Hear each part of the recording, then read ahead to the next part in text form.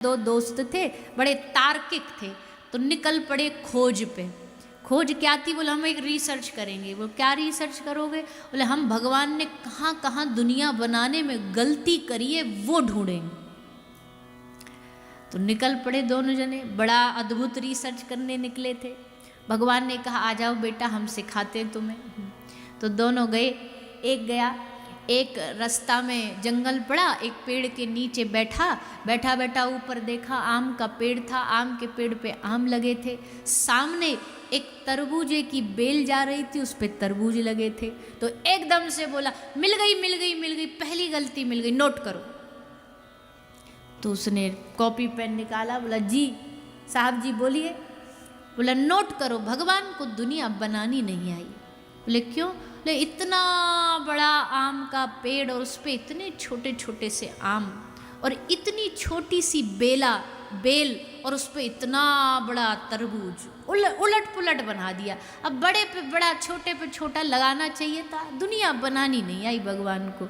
तो सोच ही रहा था, इतने में ऊपर से एक आम गिर के उसकी नाक पे गिरा सीधा, और जैसे नाक पे गिरा नाक में एक सी टेढ़ी हो गई। तो जैसे नाक पे गिरा तो एकदम होश आया और आकर के दोस्त से बोला कि तुरंत की तुरंत पहली गलती काट। बोले क्यों?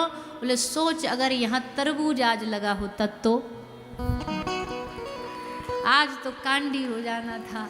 इसलिए भगवान ने जो बनाया बड़ी सोच समझ करके बनाया। आए बड़े भगवान की गलतियां ढूंढने, भगवान की गलतियां निकालेंगे। भगवान को ऐसा नहीं करना चाहिए था, भगवान को दुनिया ऐसी नहीं बनानी चाहिए थी। अजी भगवान ने दुनिया बड़े सोच विचार के बनाई है। दुनिया का सबसे बड़ा सिस्टम अगर कोई चलाने वाला है, आप बीज बो देते हो, बीज के बाद धीरे धीरे धीरे उसमें कोपलें आएंगी, फिर छोटे छोटे फूल आएंगे, फिर कच्चे फल आएंगे, फिर फल पकेगा। ये पूरा प्रोसेस कौन करता बताओ? आप करके आते हो क्या? हमने तो बीज बो दिया बस। अब उसके आगे का पूरा जो प्रोसेस, अब लोग क्या बोलेंगे? ले तो जो भगवान को नहीं मानते, तार्किक तथा कथित वैज्ञानिक, वो क्या बोलेंगे? बोले ये तो नेचर करता है। लेकिन नेचर के पीछे भी तो एक फोर्स होगी जो उसे चलाती होगी। अब भैया ये माइक है तो अपने आप थोड़ी चल रहा है, इसके पीछे कोई बैठा है चलाने वाला। कैमरे में हम दिख रहे हैं, अपने आप थोड़ी चल रहा है, किसी ने इसको चलाया, ऑन किया। ये टेंट अपने आप थोड़ी बन के खड़ा हो गया, अपने आप उपज गया। इसको किसी ने असेंबल किया, बनाया। हर चीज के पीछे एक ऑपरेटर होता है, हर एक चीज के पीछे एक चलाने वाला होता है। तो इतनी बड़ी दुनिया के पीछे भी कोई तो है जो चला रहा है, और वो चलाने वाला कौन है वो जानना ही भागवत है। यही तो खोजना है कि कौन है जो दुनिया को चला रहा है, कौन है जो हमारे शरीर को चला रहा है। कोई उसे एनर्जी बोल देगा, कोई उसे फोर्स बोल देगा, लेकिन जो भगवत भक्ति में डूबे लोग हैं उनके लिए तो वो उनके आराध्य हैं, भगवान वो चला रहे हैं। और जिसकी रचना इतनी सुंदर, बोलिए ना, सुना भजन? जिसकी रचना इतनी सुंदर। एक पठान था, देखो वैराग कैसे जागता है। वैराग लाने में कईयों को कई जन्म लग जाते हैं। वो बस शिकार के लिए गया था। शिकार के लिए जैसे गया, एक हिरन ने जोर की छलांग मारी, और जैसे छलांग मारी तो उसकी छलांग को देख करके जब वो कूदा ना, उसका सौंदर्य, आहा क्या सौंदर्य है उसका सौंदर्य देख करके उसके मन में वैराग जाग गया। क्या? बोले भगवान ने इसको इतना सुंदर बनाया है तो इसको बनाने वाला प्रभु कितना सुंदर होगा। कोई गुलाब का फूल देखता, आहा कितना बढ़िया, कितना खुशबूदार है, कितना रंग बिरंगा है, लेकिन उस गुलाब के फूल को देखता है ना कोई भगवान का ब्रज का प्रेमी, तो क्या सोचता है? बोले गुलाब इतना सुंदर है तो हमारी किशोरी जी कितनी सुंदर होंगी, हमारे ठाकुर जी कितने सुंदर होंगे। तो भैया ये सृष्टि जगत भगवान ने, जन्म आदि यश सबके कारण भगवान है, स्वराट। और उनके लिए कोई एक ब्रह्मांड बनाया नहीं है, एक एक रोम में उनके ऐसे अनगिनत ब्रह्मांड है। एक एक रोम में ठाकुर जी के ऐसे करोड़ों करोड़ों ब्रह्मांड समाये। हम जिस ब्रह्मांड में रहते हैं हमें लगता है यही सब कुछ है। इसके अलावा दुनिया में और अब तो विज्ञान भी मानता है कि पैरेलल यूनिवर्स होते हैं, विज्ञान ने भी सिद्ध कर दिया।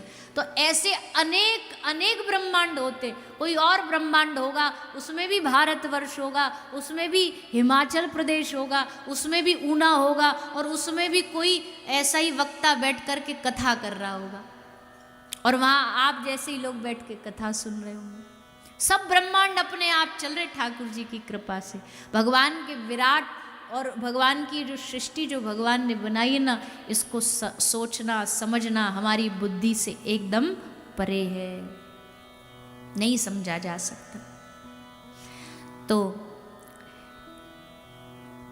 सत्यम परम धीमहि, विशेषकर इस भागवत के श्लोक का सार ये है कि भगवान सत्य स्वरूप है, सत्य की विजय हो।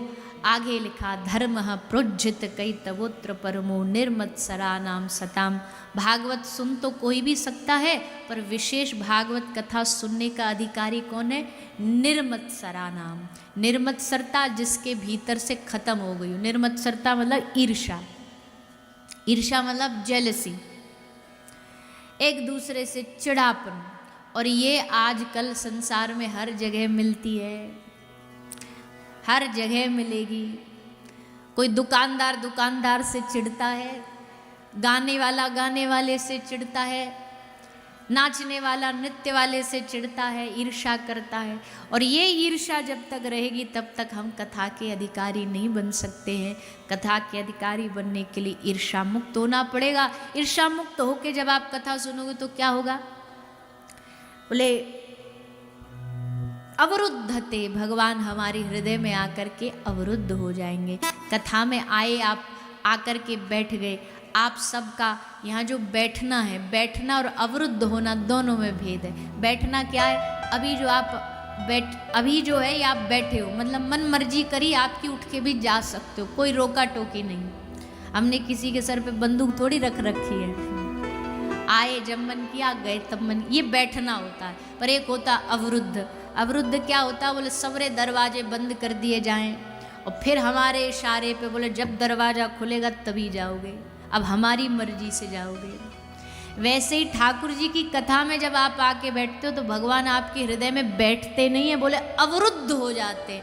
अब वो अपनी मर्जी से आ जा नहीं सकते, अब आपके हृदय में कैद हो गए। अब आपकी मर्जी है, कब बुलाना कब भेजना सब आप निर्णय करोगे। कथा सुन के ठाकुर जी हमारे हृदय में अवरुद्ध हो जाते हैं। आगे लिखा निगम कल्पतरोर गलितम फलम शुक मुखाद अमृत द्रव्य संयुतम पिबद भागवतम रसमालयम मुहुरहो रसिका भुवि भावुका। श्रीमद् भागवत निगमों का फल है, वेदों का फल है, रसीला फल है, परिपक्व फल है, पका हुआ फल है। और वैसे भी जिस फल में तोता खा ले, जिस फल को तोता चोंच मार ले, इसका मतलब है फल बड़ा मीठा है। तो इस भागवत रूपी फल को किसने चखा? शुकदेव जी ने। शुकदेव जैसा महापुरुष अगर इस कथा को गा रहा है, सुना रहा है, इसका मतलब ये बड़ा रसमय फल है, पका हुआ फल है। पिबद भागवतम रसमालयम, पीते रहो, इस भागवत के रस का पान करते रहो।